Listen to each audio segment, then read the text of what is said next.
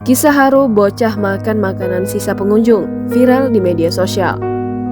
Baru-baru ini, video bocah makan makanan sisa pengunjung viral di media sosial. Aksi bocah tersebut pun membuat warganet merasa tak tega. Pasalnya, bocah laki-laki itu terekam sedang menikmati makanan sisa dari piring pengunjung warung. Bocah yang mengenakan kaos berwarna biru itu tampak dengan lahap menikmati makanan di meja.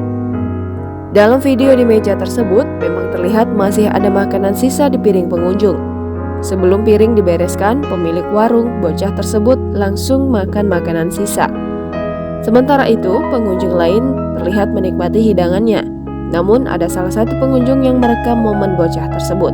Video itu pun dibagikan di akun TikTok @stephenpen18.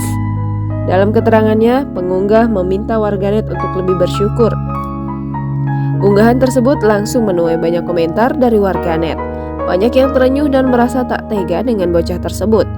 Ketika ditanya kenapa membiarkan bocah tersebut makan makanan sisa, pengunggah pun buka suara.